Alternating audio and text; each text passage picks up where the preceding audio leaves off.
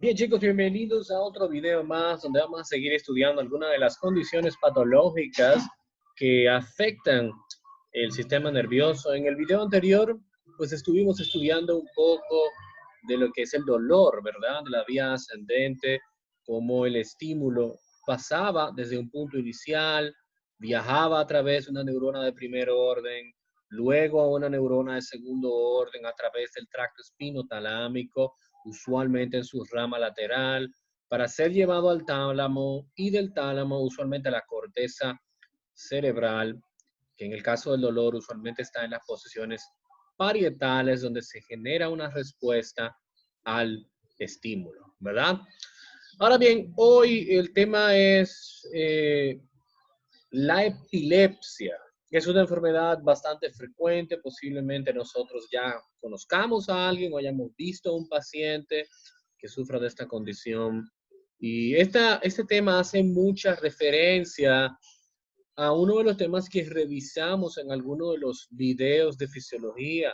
Tiene que ver mucho con el potencial de acción, porque la epilepsia es básicamente eso, un descontrol en los que son los potenciales de acción.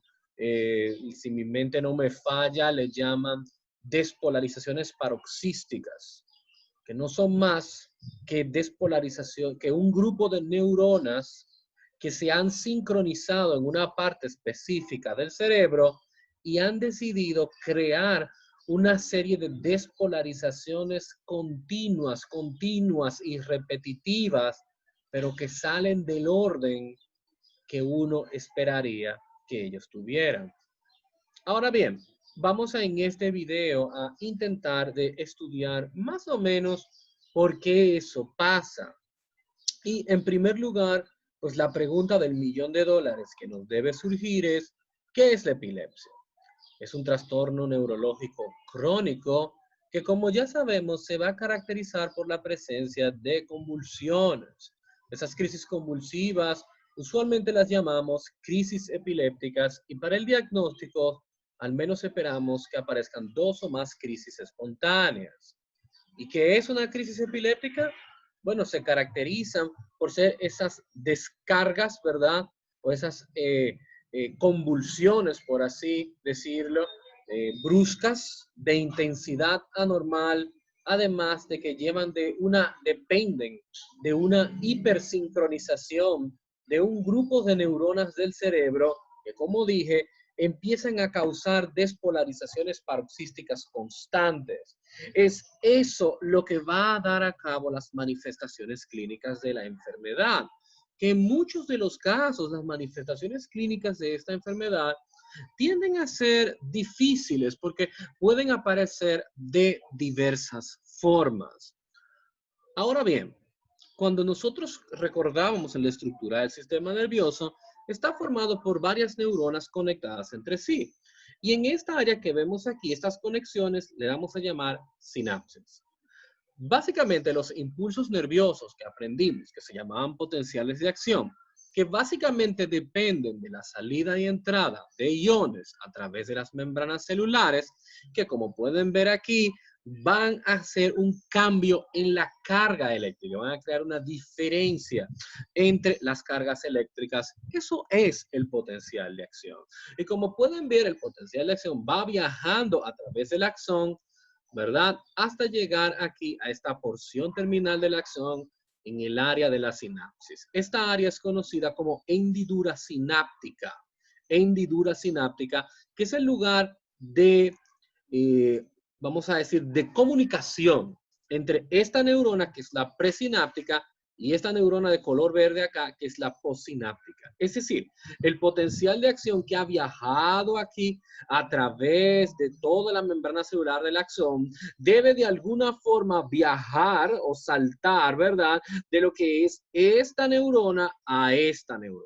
Y usualmente ese mecanismo va a estar mediado ¿por quién? Por la liberación de neurotransmisores. Neurotransmisores. Y tenemos neurotransmisores que pueden ser excitatorios y tenemos neurotransmisores que pueden ser inhibitorios. Y aquí, como podemos ver en imagen, estos pequeños puntos, usualmente lo que quieren decirnos es van a representar esos neurotransmisores.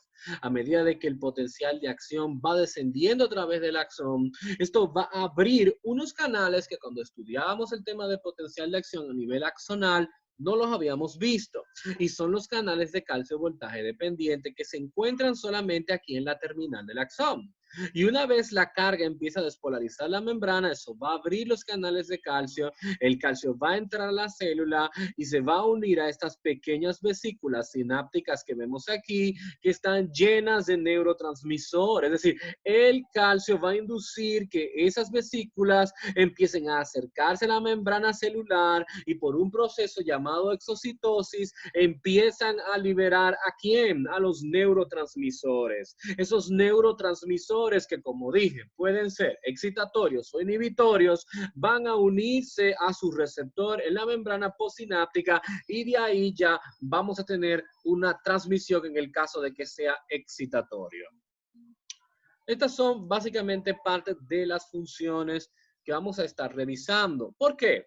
Porque al recordar este tema se nos va a hacer mucho más sencillo entender la fisiopatología de la epilepsia. Porque básicamente en la epilepsia el problema de estas despolarizaciones desorganizadas o paroxísticas se debe a usualmente dos teorías. Una hipersensibilidad, una hiperexcitación o tal vez se debe a una falta en los reflejos inhibitorios.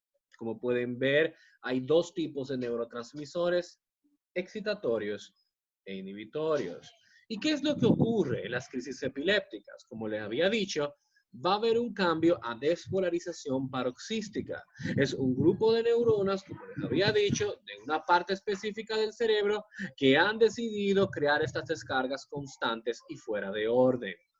Fuera de orden con respecto a las otras, pero organizadas entre ellas. Y como les había mencionado, los mecanismos son o exceso de excitación o déficit de inhibición.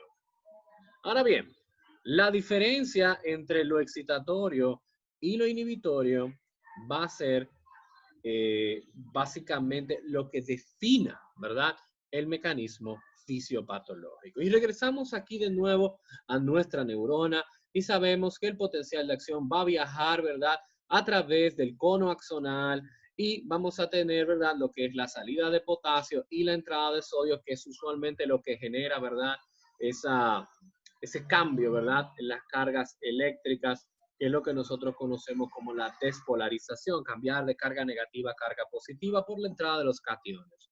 Cuando ese potencial de acción llegue al nivel ya de la parte final de la acción, pues vamos a tener la entrada de calcio, como les había dicho, que se va a encontrar con vesículas sinápticas aquí adentro. Esto es extremadamente importante. De hecho, por eso nosotros, por ejemplo, en pacientes en obstetricia, podemos utilizar el sulfato de magnesio para prevenir las convulsiones que pueden aparecer en pacientes que tengan preeclampsia severa. Y la razón es la siguiente, porque si yo le compito al calcio a este nivel e impido que el calcio pueda entrar, las descargas no van a poder ser transmitidas de un punto a otro. Por lo tanto, voy a inhibir la posibilidad de que ocurran convulsiones, que son las que caracterizan la eclampsia. Por eso el calcio en este lugar es extremadamente importante. Y uno de los neurotransmisores más importantes, al menos en el rango excitatorio, es el glutamato. Y el glutamato, ¿verdad?, es uno de los que vamos a estar hablando en este caso. Cuando el calcio se une a este nivel, pues el glutamato va a ser liberado por un proceso de transporte llamado exocitosis, y ese glutamato va a encontrar receptores específicos para glutamato a nivel de la neurona postsináptica. Esos receptores usualmente también tienen sus nombres y van a tener sus características específicas, y es bueno que los recordemos ahora que estamos estudiando fisiopatología. El receptor tal vez más importante que está asociado al glutamato se llama NMDA. pero también vamos a tener el AMPA. Si te vas a recordar de uno de los dos, por favor recuérdate del NMDA, el NMDA, ¿verdad? Que van a permitir, cuando el glutamato se una a ellos, va a permitir no solamente que entre sodio, ¿verdad? Y al entrar el sodio empiece el proceso de despolarización, sino que también va a permitir la entrada de calcio, que es un catión también. Y al entrar estos dos, van a promover ¿qué? Van a promover que la carga positiva empiece a crearse dentro de la célula y por lo tanto la despolarización.